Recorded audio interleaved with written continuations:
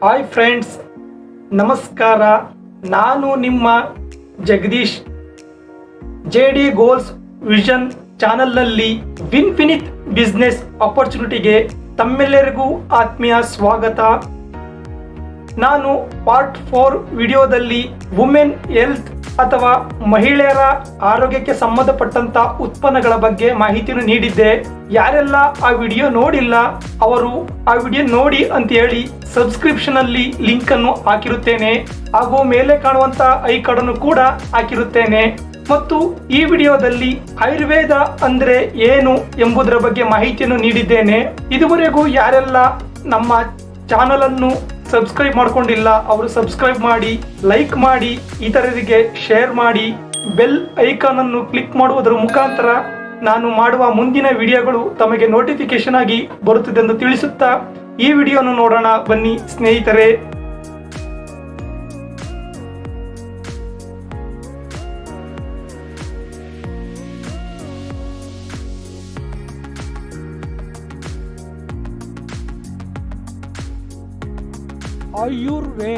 ಆಯುರ್ವೇದದ ಬಗ್ಗೆ ನಾವು ಈ ವಿಡಿಯೋದಲ್ಲಿ ಮಾಹಿತಿಯನ್ನು ತಿಳಿದುಕೊಳ್ಳೋಣ ಸ್ನೇಹಿತರೆ. ಆಯುರ್ವೇದ ಅಂದ್ರೆ ಏನು ಅಂತೇಳಿ ನಾವು ಒಂದು ಕಿರು ಪರಿಚಯವನ್ನು ಮಾಡಿಕೊಳ್ಳೋಣ. What is Ayurveda? Ayurveda is the combination of two Sanskrit words. Ayur means life or long term and veda means science or knowledge. So Ayurveda means knowledge of life or science of life. Ayurveda is the part of Atharva Veda Samhita, incorporated in Atharva Veda, the last of the 4 Veda. The first one is Rigveda, second one is Yajurveda, third one is Samaveda, and fourth one is Atharva Veda. The principles of Ayurveda are immortal. Ayurveda is the traditional system of medicine. It is the ancient medical system of India with a history dating back well over 5,000 years. Therefore, Ayurveda as it is origin in India's ancient Vedic culture that is now well recognized by all the leading spiritual leaders, scientists and doctors all across the world. Ayurveda recognizes 3 doshas. Vata is energy of movement in the physical body. Pitta is the energy of digestion or metabolism in the physical body. And Kapha is the energy of lubrication and structure in the physical body. And Ayurveda believes 5 basic elements are Panchabhutas: air, earth, water, fire and ether in Ayurveda. ಅಂದ್ರೆ ಆಯುರ್ವೇದ ಎಂದ್ರೆ ಆಯುರ್ವೇದವು 2 ಸಂಸ್ಕೃತ ಪದಗಳ ಸಂಯೋಜನೆಯಾಗಿದ್ದು, ಆಯುರ್ ಎಂದರೆ ಜೀವನ ಅಥವಾ ದೀರ್ಘಾವಧಿ ಮತ್ತು ವೇದ ಎಂದರೆ ವಿಜ್ಞಾನ ಅಥವಾ ಜ್ಞಾನ. ಆದ್ದರಿಂದ ಆಯುರ್ವೇದ ಎಂದರೆ ಜೀವನದ ಜ್ಞಾನ ಅಥವಾ ಜೀವನದ ವಿಜ್ಞಾನ. ಆಯುರ್ವೇದವು ಅಥರ್ವ ವೇದ ಸಂಹಿತೆಯ ಒಂದು ಭಾಗವಾಗಿದೆ. ಇದು ಅಥರ್ವನರ ದಿನನಿತ್ಯದ ಜೀವನಕ್ಕೆ ಬೇಕಾದ ಜ್ಞಾನವನ್ನು ಕೊಡುವಂತಹ ಒಂದು ಭಂಡಾರವೇ ಆಗಿದೆ ಮತ್ತು ದೈನಂದಿನ ಜೀವನದಲ್ಲಿ ನಡೆಯುವಂತಹ ಕಾರ್ಯವಿಧಾನಗಳು ಇದರಲ್ಲಿ ಇರುವಂತಹದ್ದು. ಅಥರ್ವ ವೇದವು 4 ವೇದಗಳಲ್ಲಿ ಕೊನೆಯದು. ಅಂದ್ರೆ ಋಗ್ವೇದ, ಯಜುರ್ವೇದ, ಸಾಮವೇದ ಮತ್ತು ಅಥರ್ವ ವೇದ. ಇದನ್ನು ಅಥರ್ವಣ ಅಂಗಿರಸ ಋಷಿಗಳು ರಚಿಸಿದರಿಂದ ಈ ವೇದಕ್ಕೆ ಅಥರ್ವ ವೇದ ಎಂದು ಹೆಸರು ಬಂದಿದೆ. ಈ ಆಯುರ್ವೇದ ತತ್ವಗಳು ಅಮರವಾಗಿರುವುದರಿಂದ ಆಯುರ್ವೇದವು ಸಾಂಪ್ರದಾಯಿಕ ಔಷಧ ವ್ಯವಸ್ಥೆಯಾಗಿದ್ದು ಇದು ಭಾರತದ ಪ್ರಾಚೀನ ವೈದ್ಯಕೀಯ ವ್ಯವಸ್ಥೆ. ಇದಕ್ಕೆ ಸುಮಾರು 5,000 ವರ್ಷಗಳ ಹಿಂದಿನ ಇತಿಹಾಸವಿದೆ. ಆದ್ದರಿಂದ ಆಯುರ್ವೇದವು ಪ್ರಾಚೀನ ವೈದಿಕ ಸಂಸ್ಕೃತಿಯಲ್ಲಿ ತನ್ನ ಮೂಲವನ್ನು ಹೊಂದಿದ್ದು ಅದು ಈಗ ವಿಶ್ವದಾದ್ಯಂತ ಎಲ್ಲ ಪ್ರಮುಖ ಆಧ್ಯಾತ್ಮಿಕ ನಾಯಕರುಗಳು, ವಿಜ್ಞಾನಿಗಳು ಮತ್ತು ವೈದ್ಯರಿಂದ ಗುರುತಿಸಲ್ಪಟ್ಟಿದೆ. ಆಯುರ್ವೇದವು 3 ದೋಷಗಳನ್ನು ಗುರುತಿಸುತ್ತದೆ. ಅವು ವಾತ, ಪಿತ್ತ ಮತ್ತು ಕಫ. ವಾತ ಅಂದ್ರೆ ನಮ್ಮ ದೇಹದಲ್ಲಿ ಚಲನೆಯ ಶಕ್ತಿಯಾಗಿದೆ. ಇದರಲ್ಲಿ ಆಕಾಶ ಮತ್ತು ವಾಯು ಸಂಯೋಜನೆ ಆಗಿರುವುದನ್ನು ನಾವು ಗಮನಿಸಬಹುದಾಗಿದೆ. ಪಿತ್ತ ಇದರಲ್ಲಿ ಇದು ದೇಹದಲ್ಲಿ ಜೀರ್ಣಕ್ರಿಯೆ ಅಥವಾ ಚಯಾಪಚಯ ಶಕ್ತಿಯಾಗಿರುವಂತಹದ್ದು. ಇದರಲ್ಲಿ ಅಗ್ನಿ ಮತ್ತು ನೀರು ಸಂಯೋಜನೆ ಆಗಿರುವುದನ್ನು ಗಮನಿಸಬಹುದಾಗಿದೆ. ಕಫ ಇದರಲ್ಲಿ ಶರೀರದಲ್ಲಿ ನಯಗೊಳಿಸುವಿಕೆ ಅಂದ್ರೆ ಎಣ್ಣೆ ಅಂಶ ಇರುವಂತಹದ್ದು ಮತ್ತು ದೇಹವು ರಚನೆಯಾಗುವಂತಹ ಒಂದು ಶಕ್ತಿಯಾಗಿದೆ. ಇದರಲ್ಲಿ ನೀರು ಮತ್ತು ಭೂಮಿಯು ಸಂಯೋಜನೆ ಆಗಿರುವುದನ್ನು ಗಮನಿಸಬಹುದಾಗಿದೆ. ಆಯುರ್ವೇದದಲ್ಲಿ 5 ಮೂಲಭೂತ ಅಂಶಗಳು ಅಥವಾ ಪಂಚ ಮಹಾಭೂತಗಳಾದ ವಾಯು, ಭೂಮಿ, ನೀರು, ಅಗ್ನಿ ಮತ್ತು ಆಕಾಶವನ್ನು ನಂಬುತ್ತದೆ. ಹಾಗೆಯೇ ಆಯುರ್ವೇದದಲ್ಲಿ ಶಸ್ತ್ರಚಿಕಿತ್ಸೆಯು ಉಂಟು ಎಂದು ಪ್ರಾಚೀನ ಗ್ರಂಥಗಳಾದ ಚರಕ ಚರಕ ಸಂಹಿತೆ ಮತ್ತು ಸುಶ್ರುತ ಸಂಹಿತೆಯಲ್ಲಿ ತಿಳಿಸಿರುವುದನ್ನು ಗಮನಿಸಬಹುದಾಗಿದೆ. 3 ದೋಷಸ್ ಅಂಡ್ 5 ಎಲಿಮೆಂಟ್ಸ್ ಇನ್ ಆಯುರ್ವೇದ. ಇದರಲ್ಲಿ 3 ರೀತಿಯ ದೋಷಗಳು ಮತ್ತು 5 ರೀತಿಯ ಮೂಲಭೂತ ಅಂಶಗಳು ಅಥವಾ ಪಂಚಮಹಾಭೂತಗಳು ಇರುವುದನ್ನು ಗಮನಿಸಬಹುದಾಗಿದೆ. ಹೇರ್, ವಾಯು ಅಥವಾ ಗಾಳಿ. ಇದು ಆಯುರ್ವೇದದಲ್ಲಿ ವಾಯು, ಚಲನೆ, ಉಸಿರು ಮತ್ತು ಆಮ್ಲಜನಕವನ್ನು ಪ್ರತಿನಿಧಿಸುತ್ತದೆ ಹಾಗೂ ಇದು ನಮ್ಮ ನರಗಳು ಮತ್ತು ಉಸಿರಾಟದ ವ್ಯವಸ್ಥೆಯಲ್ಲಿ ಇರುವುದನ್ನು ಗಮನಿಸಬಹುದಾಗಿದೆ. ಅರ್ತ್, ಭೂಮಿ ಅಥವಾ ಪೃಥ್ವಿ. ಆಯುರ್ವೇದದಲ್ಲಿ ಭೂಮಿಯು ನಮ್ಮ ಹಲ್ಲು ಮತ್ತು ಮೂಳೆಗಳು, ಉಗುರುಗಳು ಮತ್ತು ವಾಸನೆಯ ಅರ್ಥದಲ್ಲಿ ತನ್ನನ್ನು ತಾನು ವ್ಯಕ್ತಪಡಿಸಿಕೊಳ್ಳುತ್ತದೆ. ವಾಟರ್, ನೀರು. ಆಯುರ್ವೇದದಲ್ಲಿ ನೀರು ನಮ್ಮ ದೇಹದಲ್ಲಿರುವ ರಕ್ತ, ಉಸಿರಾಟದ ವ್ಯವಸ್ಥೆ, ಕೀಲುಗಳು, ನರಗಳು, ಹೊಟ್ಟೆ, ನಾಲಿಗೆ ಮತ್ತು ಲಾಲಾರಸಕ್ಕೆ ಸಂಬಂಧ ಹೊಂದಿರುವಂತಹದು. ಫೈರ್, ಅಗ್ನಿ ಅಥವಾ ಬೆಂಕಿ. ಇದು ಆಯುರ್ವೇದದಲ್ಲಿ ಅಗ್ನಿಯು ಕಣ್ಣುಗಳಲ್ಲಿ ಅಥವಾ ದೇಹದ ಉಷ್ಣತೆಯನ್ನು ವ್ಯಕ್ತಪಡಿಸುವಂತಹದು. ಈಥರ್ ಅಥವಾ ಸ್ಪೇಸ್, ಆಕಾಶ ಅಥವಾ ಜಾಗ. ಆಯುರ್ವೇದದಲ್ಲಿ ಆಕಾಶ ಎಂಬುದು ಸ್ಥಳ ಅಥವಾ ಖಾಲಿತನದ ಅಂಶವಾಗಿದೆ. ನಮ್ಮ ಬಾಯಿ, ಕಿವಿಗಳು ಹಾಗೂ ದೇಹದ ಎಲ್ಲಾ ಖಾಲಿ ಸ್ಥಳಗಳು ಒಂದು ರೀತಿಯಲ್ಲಿ ಆಕಾಶಕ್ಕೆ ಅಥವಾ ಸ್ಪೇಸ್ಗೆ ಸಂಪರ್ಕ ಹೊಂದಿರುವಂತಹದು. ಹೀಗೆ ಪಂಚ ಮಹಾಭೂತಗಳು ನಮ್ಮ ಶರೀರದಲ್ಲಿ ಆರೋಗ್ಯದ ಮೇಲೆ ನಿಕಟ ಸಂಬಂಧವನ್ನು ಹೊಂದಿದ್ದು, ಈ ಪಂಚಭೂತಗಳು ಸಂಯೋಜನೆ ಹೊಂದಿದ್ದು ಇವು ಬ್ಯಾಲೆನ್ಸ್ ಅಥವಾ ಸಮತೋಲನದಲ್ಲಿ ಇರಬೇಕಾಗಿರುತ್ತದೆ. ಒಂದು ವೇಳೆ ಇಂಬ್ಯಾಲೆನ್ಸ್ ಅಥವಾ ಅಸಮತೋಲನೆ ಆದರೆ ನಮ್ಮ ದೇಹದಲ್ಲಿ ಹಲವಾರು ಸಮಸ್ಯೆಗಳು ಕಂಡುಬರುತ್ತದೆ. ಈ ಸಮಸ್ಯೆಗಳನ್ನು ಆಯುರ್ವೇದದಲ್ಲಿ ಕಂಡುಹಿಡಿಯುವುದು 3 ದೋಷದಿಂದ. ಅವು ವಾತ, ಪಿತ್ತ ಮತ್ತು ಕಫದಿಂದ. ಅಂದರೆ ಆಯುರ್ವೇದದಲ್ಲಿ ವಾತ, ಪಿತ್ತ ಮತ್ತು ಕಫ ಎಂದು ಕರೆಯಲ್ಪಡುವ 3 ಮೂಲಭೂತ ಶಾರೀರಿಕ ದೋಷಗಳ ನಡುವೆ ಸಮತೋಲನವಿದ್ದಾಗ ಮಾತ್ರ ಆರೋಗ್ಯವಿರುತ್ತದೆ ಎಂಬ ಸಿದ್ಧಾಂತವು ಆಯುರ್ವೇದಿಕ ಔಷಧ ಶಾಸ್ತ್ರದ ಕೇಂದ್ರ ಪರಿಕಲ್ಪನೆಯಾಗಿದೆ. ಅಂದ್ರೆ ಆಯುರ್ವೇದದಲ್ಲಿ 3 ದೋಷಸ್, ಈ 3 ದೋಷಗಳು ವಾತ, ಪಿತ್ತ, ಕಫ, ಈ 3 ದೋಷಗಳು ಸಮವಾಗಿ ಬ್ಯಾಲೆನ್ಸ್ ಆಗಿ ಇರಬೇಕಾಗಿರುತ್ತದೆ. ಒಂದು ವೇಳೆ ಈ 3 ದೋಷಗಳು ವಾತ, ಪಿತ್ತ, ಕಫಗಳು ಇಂಬ್ಯಾಲೆನ್ಸ್ ಅಥವಾ ಅಸಮತೋಲನವಾದಂತಹ ಸಂದರ್ಭದಲ್ಲಿ ಫಿಸಿಕಲ್ ಅಂದ್ರೆ ದೈಹಿಕವಾಗಿ, ಮೆಂಟಲ್ ಅಂದ್ರೆ ಮಾನಸಿಕವಾಗಿ, ಎಮೋಷನಲ್ ಅಂದ್ರೆ ಭಾವನಾತ್ಮಕವಾಗಿ ಸಮಸ್ಯೆಗಳು ಕಂಡು ಬರುವುದನ್ನು ನಾವು ಗಮನಿಸಬಹುದಾಗಿದೆ. ಇವುಗಳ ಬಗ್ಗೆ ನಾವು ಮಾಹಿತಿಯನ್ನು ತಿಳಿದುಕೊಳ್ಳೋಣ. 3 ದೋಷದಲ್ಲಿ ವಾತ. ಇದರಲ್ಲಿ ಈಥರ್ ಅಂಡ್ ಏರ್. ವಾತದಲ್ಲಿ ಆಕಾಶ ಮತ್ತು ವಾಯು ಇವೆರಡು ಸಂಯೋಜನೆಯಿಂದ ಆಗಿರುವಂತಹದ್ದು. ವಾತದಲ್ಲಿ ಸಮತೋಲನ ಇದ್ದಾಗ ಅಥವಾ ಬ್ಯಾಲೆನ್ಸ್ ಇದ್ದಾಗ ಯಾವ ರೀತಿ ಆರೋಗ್ಯ ಇರುತ್ತದೆ ಅಂತಂದ್ರೆ, ಇನ್ಸ್ಪಿರೇಷನ್ ಅಂತ ಹೇಳಿದ್ರೆ ಸ್ಫೂರ್ತಿದಾಯಕವಾಗಿ ಇರುವಂತಹದ್ದು. ಎಮೋಷನಲ್ ಬ್ಯಾಲೆನ್ಸ್ ಅಂದ್ರೆ ಭಾವನಾತ್ಮಕವಾಗಿ ಸಮತೋಲನದಿಂದ ಇರುವಂತಹದ್ದು. ಕ್ಲಿಯರ್ ಮೈಂಡ್, ಸ್ಪಷ್ಟ ಮನಸ್ಸು ಇರುವಂತಹದ್ದು. ಎಂಥೂಸಿಯಾಸಮ್ ಅಂತಂದ್ರೆ ಉತ್ಸಾಹದಿಂದ ಇರುವಂತಹದ್ದು. ಗುಡ್ ಕಾಂಪ್ಲೆಕ್ಷನ್ ಅಂದ್ರೆ ಮೈ ಬಣ್ಣ ಉತ್ತಮವಾಗಿರುವಂತಹದ್ದು. ಫರ್ಟಿಲಿಟಿ ಮತ್ತೆ ಸಂತಾನೋತ್ಪತ್ತಿ ಕೂಡ ಚೆನ್ನಾಗಿರುವುದನ್ನು ನಾವು ಗಮನಿಸಬಹುದಾಗಿದೆ. ಇದು ವಾತದಲ್ಲಿ ಇಂಬ್ಯಾಲೆನ್ಸ್, ಅಸಮತೋಲನ ಆದಂತಹ ಸಂದರ್ಭದಲ್ಲಿ ಫಿಸಿಕಲ್ ಅಥವಾ ಮಾನಸಿಕವಾಗಿ ಆಗುವಂತಹ ಸಮಸ್ಯೆಗಳ ಬಗ್ಗೆ ನಾವು ತಿಳಿದುಕೊಳ್ಳೋಣ. ಹೆಡ್ಏಕ್ಸ್ ಅಂತಂದ್ರೆ ತಲೆನೋವು ಬರುವಂತಹದ್ದು. ಪ್ರಿಮೆಚೂರ್ ಏಜಿಂಗ್ ಅಂದ್ರೆ ಚಿಕ್ಕ ವಯಸ್ಸಿನಲ್ಲಿ ಏಜ್ ಆಗುವಂತೆ ಕಾಣುವಂತಹದ್ದು. ವೇಟ್ ಲಾಸ್, ತೂಕದಲ್ಲಿ ಇಳಿಕೆಯಾಗುವಂತಹದ್ದು. ಜಾಯಿಂಟ್ ಪೇನ್ ಬರುವಂತಹದ್ದು. ಬ್ಯಾಕ್ ಪೇನ್ ಬರುವಂತಹದ್ದು. Cold sensitivity ಬರುವಂತಹದ್ದು.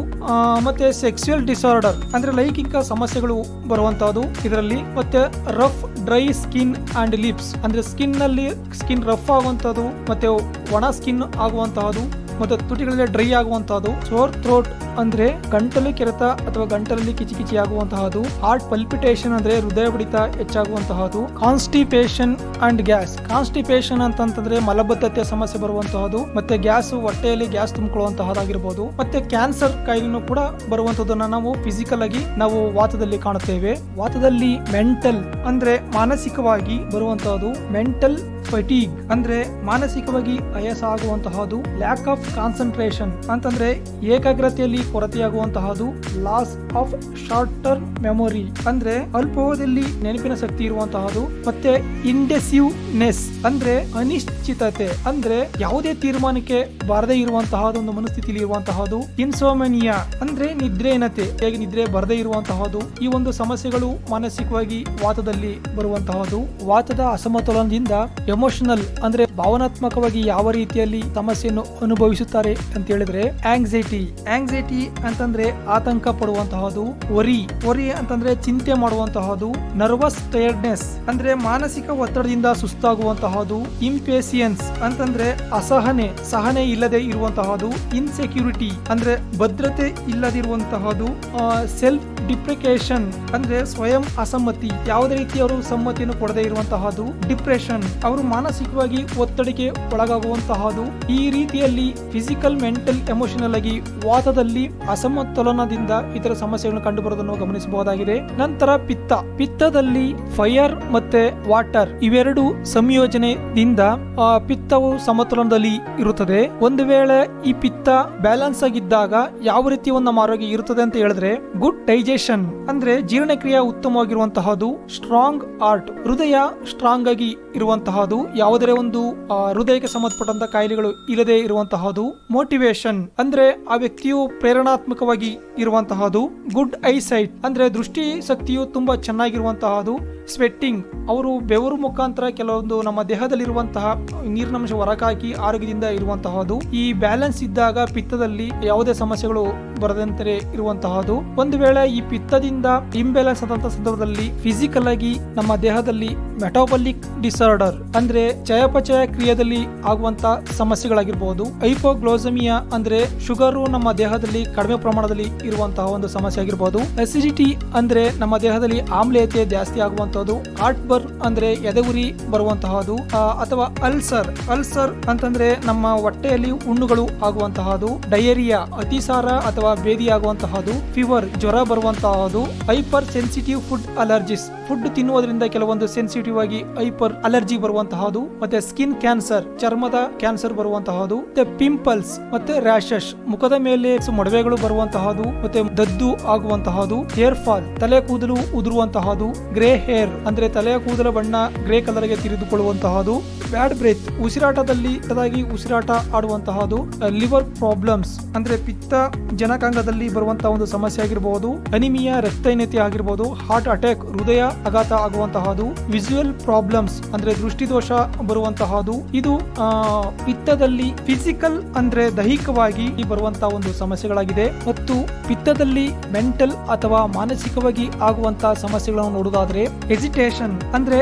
ಆತಂಕ ಪಡುವಂತಹದ್ದು, ಆರ್ಗ್ಯುಮೆಂಟೇಟಿವ್ ವಾದಾತ್ಮಕವಾದ ಆರ್ಗ್ಯುಮೆಂಟ್ ಮಾಡುವಂತದ್ದು ಎಲ್ಲರ ಜೊತೆ ಇವರು, ಮತ್ತೆ ಇನ್ಕ್ರೀಸ್ಡ್ ಮೆಂಟಲ್ ಫ್ರಸ್ಟ್ರೇಷನ್ ಅಂದ್ರೆ ಹೆಚ್ಚಾಗಿ ಮಾನಸಿಕವಾಗಿ ಹತಾಶೆ ಒಳಗಾಗುವಂತಹದ್ದು, ಗೋಲ್ ಓರಿಯೆಂಟೆಡ್ ಫಿಕ್ಸೇಷನ್ ಅಂದ್ರೆ ಯಾವುದೋ ಒಂದು ಗೋಲ್ ಕಡೆ ಗುರಿಯ ಕಡೆ ಒಂದು ಫಿಕ್ಸ್ ಆಗುವಂತಹದ್ದು, ಕನ್ಫ್ಯೂಷನ್ ಮತ್ತೆ ಕೆಲವೊಂದು ವಿಚಾರಗಳಲ್ಲಿ ಇವರು ಕನ್ಫ್ಯೂಷನ್ ಆಗುವಂತಹದ್ದು, ಯಾವಾಗಲೂ ಗೊಂದಲದಲ್ಲೇ ಇರುವಂತಹದ್ದು, ಇಂಡಿಸಿಷನ್ ಅಂತಂದ್ರೆ ಒಂದು ನಿರ್ಧಾರವನ್ನು ತೆಗೆದುಕೊಳ್ಳಲು ಇವರಿಗೆ ಆಗದೆ ಇರುವಂತಹದ್ದು, ನೈಟ್ ಮ್ಯಾರೇಜ್ ಅಂದ್ರೆ ದುಸ್ವಪ್ನಗಳು ಇವರಿಗೆ ಬರುವಂತಹದ್ದು. ಈ ಒಂದು ಮಾನಸಿಕವಾಗಿ ಸಮಸ್ಯೆಗಳು ಪಿತ್ತದಲ್ಲಿ ಕಂಡುಬರುವುದನ್ನು ನಾವು ಗಮನಿಸಬಹುದಾಗಿದೆ.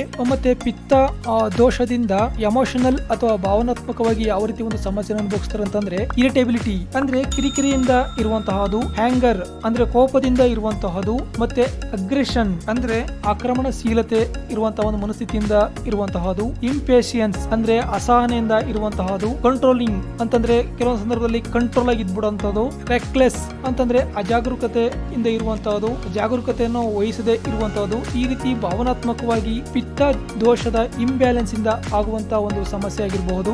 ನಂತರ ಈ ದೋಷದಲ್ಲಿ ಕೊನೆಯದಾದಂತಹ ದೋಷ ಕಫ ಅಂದ್ರೆ ಕಫದಲ್ಲಿ ವಾಟರ್ ಮತ್ತೆ ಭೂಮಿ ಪೃಥ್ವಿ ಒಂದು ಸಂಯೋಜನೆಯಿಂದ ಒಂದು ಸಮತೋಲನದಲ್ಲಿ ಇರುವಂತಹದ್ದು.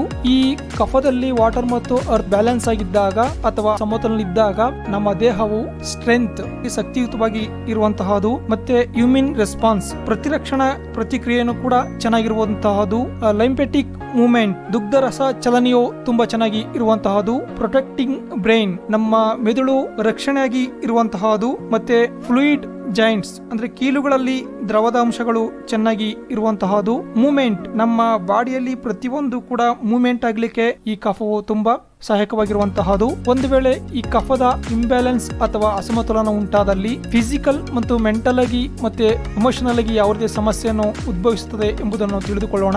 ಫಿಸಿಕಲ್ ಆಗಿ ರೆಸ್ಪಿರೇಟರಿ ಪ್ರಾಬ್ಲಮ್ಸ್ ಬರುವಂತದ್ದು ಅಂದ್ರೆ ಉಸಿರಾಟದಲ್ಲಿ ತೊಂದರೆಯಾಗುವಂತಹದ್ದು, ಅಸ್ತಮ ಅಂದ್ರೆ ಉಬ್ಬಸ ಬರುವಂತಹದ್ದು, ಕಫಯಿಂಗ್ ಅಂದ್ರೆ ಕೆಮ್ಮು ಬರುವಂತಹದ್ದು, ಇಯರ್ ನೋಸ್ ಥ್ರೋಟ್ ಕಂಜೆಷನ್ ಕಿವಿ ಮೂಗು ಮತ್ತು ಗಂಟಲಲ್ಲಿ ಕಟ್ಟಿಕೊಳ್ಳುವಂತಹದ್ದು, ಫ್ಲೂಯಿಡ್ ರಿಟೆನ್ಷನ್ ಅಂದ್ರೆ ದ್ರವಧಾರಣ ಆಗುವಂತಹದು, ಮತ್ತೆ ಸ್ಲೋ ಡೈಜೆಷನ್ ಅಂದ್ರೆ ಜೀರ್ಣಕ್ರಿಯೆ ನಿಧಾನವಾಗಿ ಆಗುವಂತಹದು, ಕೋಲ್ಡ್ ಅಂಡ್ ಕ್ಲೆಮಿ ಸ್ಕಿನ್ ಶೀತ ಆಗುವಂತಹದು, ಮತ್ತೆ ಅಲರ್ಜಿ ಆಗುವಂತಹದು, ಸ್ವೆಲ್ಲಿಂಗ್ ಆಫ್ ಜಾಯಿಂಟ್ಸ್ ಅಂದ್ರೆ ಕೀಲುಗಳು ಜಾಯಿಂಟ್ ಗಳಲ್ಲಿ ಊದಿಕೊಳ್ಳುವಂತಹದು, ಹೆಡ್ಏಕ್ಸ್ ಅಂದ್ರೆ ತಲೆನೋವು ಬರುವಂತಹದು, ವೆಯ್ಟ್ ಗೇನ್ ಅಂದ್ರೆ ದೇಹದ ತೂಕ ಹೆಚ್ಚಳಾಗುವಂತಹದು. ಕಫದ ಇಂಬ್ಯಾಲೆನ್ಸ್ ಅಥವಾ ಅಸಮತೋಲನದಿಂದ ಮಾನಸಿಕವಾಗಿ ಆಗುವಂತ ಸಮಸ್ಯೆಗಳ ಬಗ್ಗೆ ನಾವು ತಿಳಿದುಕೊಳ್ಳೋಣ. ಟ್ರಬಲ್ ವೇಕಿಂಗ್ ಅಂದ್ರೆ ಮಲಗಿದಾಗ ಎಚ್ಚರಗೊಳ್ಳುವಿಕೆ ಕಡಿಮೆ ಆಗುವಂತಹದು, ಸ್ಲೀಪಿಂಗ್ ಆಲ್ ಡೇ ಅಂದ್ರೆ ದಿನ ಪೂರ್ತಿ ಮಲಗಿರುವಂತಹದು, ಡಿಕ್ರೀಸ್ಡ್ ಮೆಂಟಲ್ ಪ್ರೊಸೆಸಿಂಗ್ ಅಂದ್ರೆ ಮಾನಸಿಕ ಪ್ರತಿಕ್ರಿಯೆ ಕಡಿಮೆಯಾಗುವಂತಹದು, ಪ್ರೊಕ್ರಾಸ್ಟಿನೇಷನ್ ವಿಳಂಬ ಪ್ರವೃತ್ತಿ ಅಂದ್ರೆ ಯಾವುದೇ ಒಂದು ಕೆಲಸ ಮಾಡಬೇಕು ನಿಧಾನವಾಗಿ ಮಾಡುವಂತಹದು, ಡ್ರೌಸಿನೆಸ್ ಅಂದ್ರೆ ಅರೆ ನಿದ್ರಾವಸ್ಥೆ ಯಾವಾಗಲೂ ಅರೆ ನಿದ್ರಾವಸ್ಥೆಯಲ್ಲಿ ಇರುವಂತಹದು, ಬೋರ್ಡನ್ ಅಂದ್ರೆ ಯಾವಾಗಲೂ ಬೇಸರದಿಂದ ಇರುವಂತಹದು. ಇದು ಮಾನಸಿಕವಾಗಿ ಇವರಿಗೆ ಕಂಡು ಬರುವಂತಹ ಒಂದು ಸಮಸ್ಯೆಗಳಾಗಿದೆ.